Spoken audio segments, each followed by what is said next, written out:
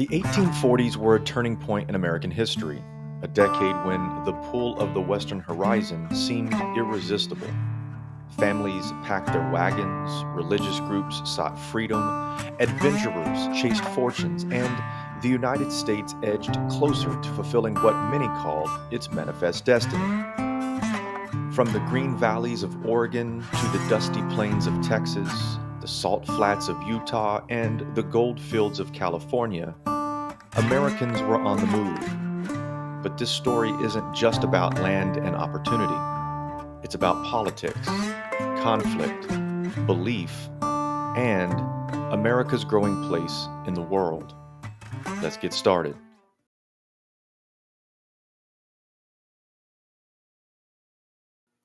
In the 1840s, American pioneers increasingly migrated to and settled in the West for three main reasons.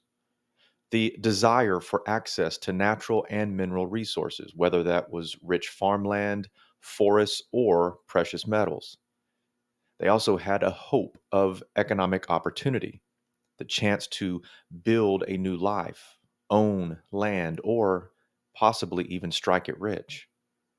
But there was also this sense of a religious refuge, the search for a safe place to practice one's religious beliefs without persecution. These motivations drove waves of migration into different parts of the West, each with its own story.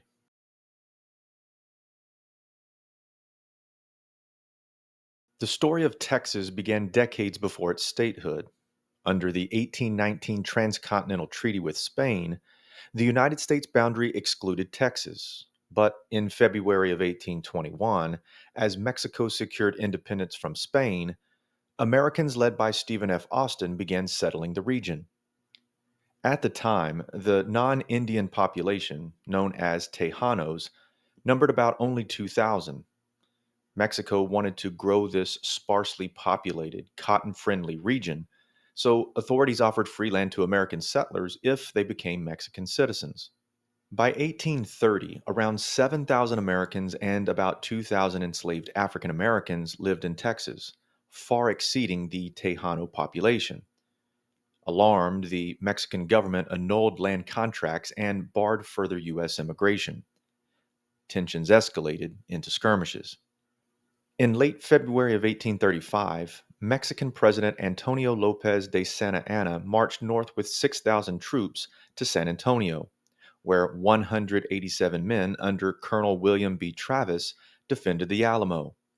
For 10 days, they repelled assaults, but on March 6, 1836, the Mexicans breached the mission's walls, killing every defender, including Davy Crockett and Jim Bowie. The Texans, however, struck back. In April of 1836, Sam Houston's forces defeated Santa Anna, forcing recognition of Texan independence. By 1837, the Republic of Texas sought U.S. annexation, but President Jackson and President Van Buren both avoided the issue, fearing that this would cause further political division. By 1845, Texas's population had swelled to nearly 150,000 people. It would take President James K. Polk and the Mexican American War to make Texas the 28th state in the Union, cementing it as a symbol of American expansion.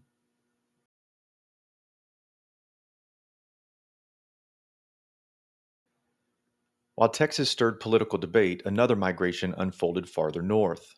The Oregon Territory was jointly claimed by the United States and Great Britain. In the 1830s, Methodist, Presbyterian, and Catholic missionaries made the 6-month trek to the Willamette Valley, a lush land of fertile soil, mild climate, and towering forests. By 1840, about 500 Americans lived there. Then came Oregon fever in the early 1840s. Thousands braved the 2,000-mile Oregon Trail from Missouri facing disease, hunger, mountain crossings, and occasional Indian attacks. By 1845, over 5,000 immigrants had made the journey. With the U.S. population in the region surpassing Britain's, President Polk persuaded the British to cede claims south of the 49th parallel. The Senate approved the treaty in June of 1846, and Oregon would join the Union as the 33rd state in 1859.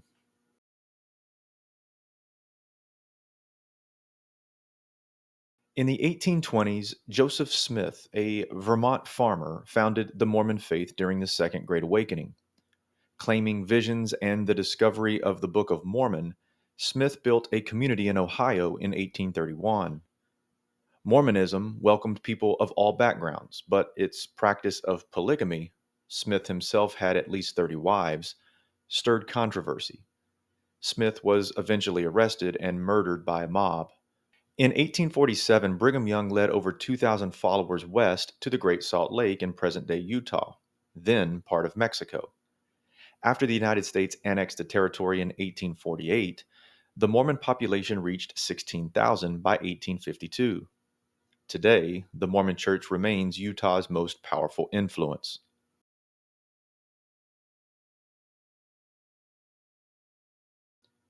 For most of the 1840s, Oregon drew far more settlers than California, but that changed in January of 1848 when gold was discovered in the Sierra Nevada foothills at Johann Sutter's sawmill.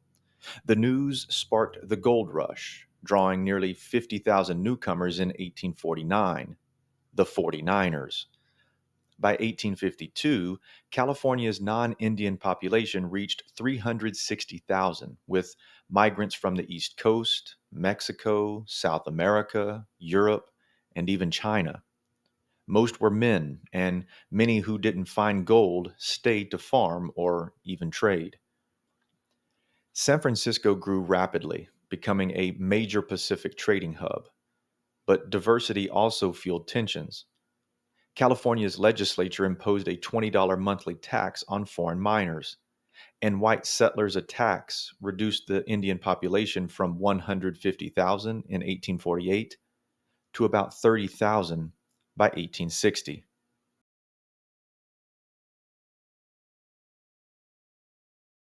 At the heart of this expansion was manifest destiny, the belief that the continent was meant for white Americans to settle, cultivate, and civilize.